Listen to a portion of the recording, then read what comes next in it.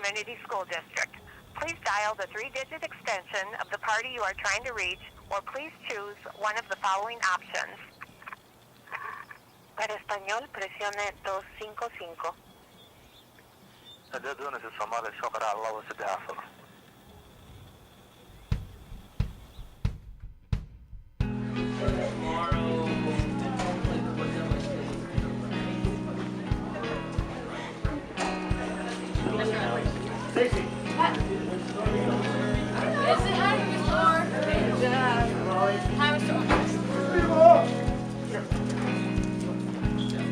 My name is Alejandro, which means defender, and I take that seriously in a way that my brothers consider me as their defender in life.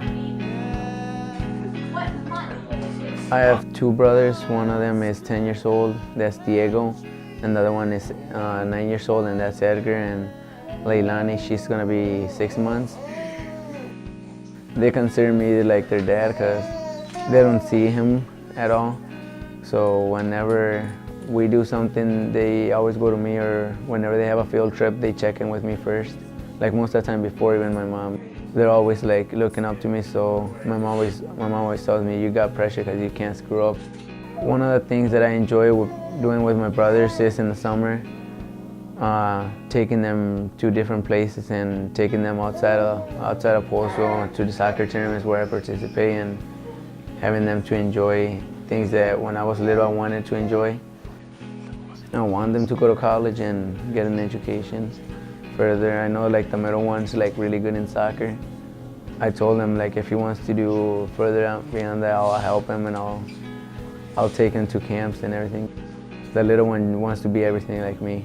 He said if I don't do anything, he won't do anything. If I do everything, he'll try to do everything. So I just gotta keep the little one in line. Some of my friends, they just want to get done with high school and go straight to work. I have a different perspective towards that because I've been raised saying that if I can have like a small job, then I'll do it, but I won't quit school just to have a job. Here, you see to your left, you see someone Hispanic, to your right, someone Somalian or anything, and we all get along with each other. So that makes it a lot better, having a lot of different cultures, so there's no racism.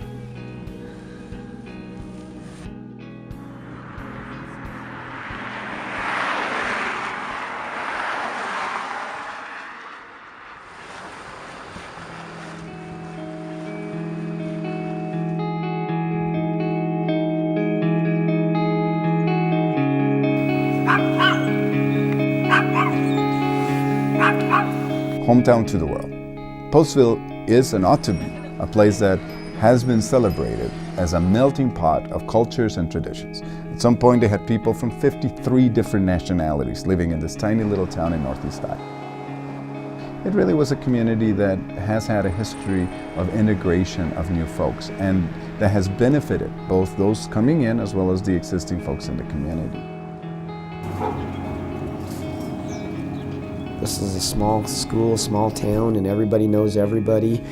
And we all sort of look out for each other and care for each other, whether we want to accept it or believe it or not. You know, when people go through tough times, everybody knows, and a lot of times, you know, a lot of people help out. Life is definitely different today. I got to see Postville through the mid-'80s into the '90s, and saw how houses were up for sale and not selling, and businesses were closing, storefronts were empty.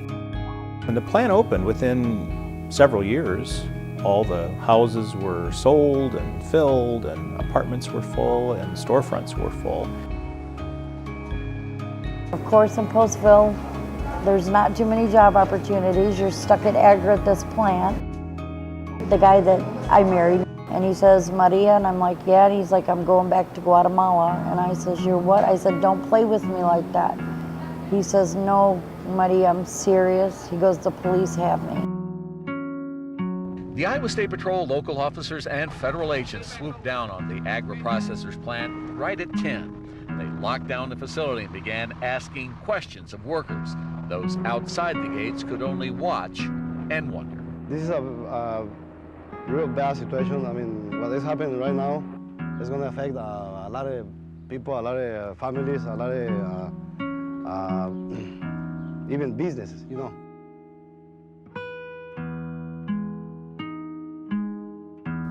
Pottsville raid was on May 12, 2008, and a large, about 1,300 operatives from a variety of different agencies, primarily led by Homeland Security's branch, Immigration and Customs Enforcement, staged the largest single-site immigration raid in the country's history in the small town of Pottsville, Iowa.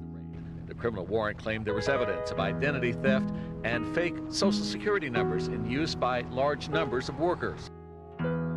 They basically surrounded the plant with armed personnel. They had helicopters flying around. They closed the access points to town. There were snipers up on the roofs, and then they moved in with black suits, drawn weapons. They identify a few people who had either children or other minors that were dependent on them, and then eventually began to conditionally release a handful of them with a monitoring device. My mom was arrested on the immigration raid. She was forced to have an ankle bracelet for a year and a half. To many people, she was looked as a criminal because she had an ankle bracelet, but I don't think it's called being a criminal trying to get their kids to have a good life. What kind of mother doesn't want a good future for their kids? And I think that's what she tried to do. The end result was pretty quick.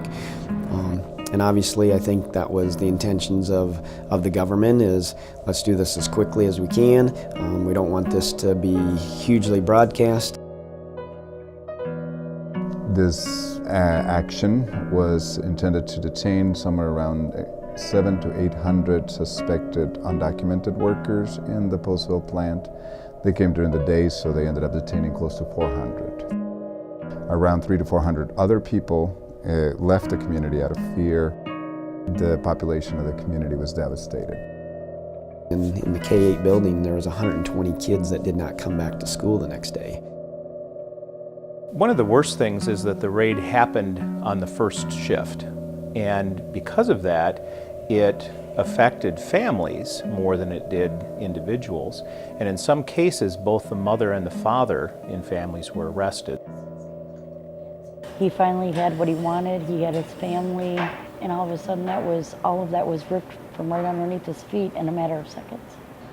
But don't they realize what they're doing to the children when they rip a mother or father away from them that takes care of them and provides for them and loves them and gives them shelter, and they rip this away and they're ruining families. How many people did they hurt in this raid? Kids that have never seen their parents again. For me, the worst part was later on, and I think the next morning, walking into St. Bridget's Catholic Church and seeing all the families huddled there, and it just looks of utter shock because of what had happened. And that began a very, very long, several-month process of helping those families. Very chaotic, you know, in the days after the raid. You have a community that's basically been hit by something equivalent to a natural disaster without having any of the resources you normally have to respond to a natural disaster. What the United States government did to us was wrong. Hopefully one day they'll realize what they've done. The raid destroyed businesses, families, people.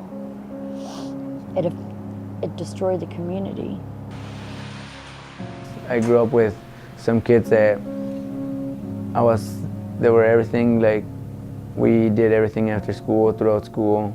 There were like 4 real close friends that had to go back to Mexico. And one of them actually right now, he got married. They wish they could be here. They just don't have the same opportunities. I want him to come home more than I want anything in this world. And if I die before I see him, then I know I gave it my all. Today he sent me this at 1:41 in the afternoon, and it says, "My love, I miss you so much. You are my life." It goes on and on. Every day of us, texting and calling, we express how much we love each other and want to be together. Probably the biggest one that is here, because people here are used to and raised that you have to go to high school and finish high school, and if you can't go to college. Over there, you go to 6th grade, and if you want to go to school from there, you do. If not, you have to go out in the field and work. If you don't work, you don't eat. When they deported my husband back to Guatemala, a bag of beans for us is 50 cents. We didn't even have 50 cents to come by out there. I actually went through 33 days with not even one pinto bean to eat. We struggled day in and day out, kids crying, stomach pain, nothing to eat. We literally went through starvation. To grow up like the other kids over there and not have a life, walk around barefoot, have no education. Here there's too many opportunities for them, and I don't want to take that away from them either. So what do? Do you take that away from them, or do you take the father away from them? It's been really important for the school to welcome the students and the families who have come, regardless of who they are, what their race is, what their ethnicity is, what their religion is, and I think they've done a fantastic job of that. So I'd say again, the school is stable again. There's still transition, and the school administration and staff and teachers have done a fantastic job of dealing with the many changes.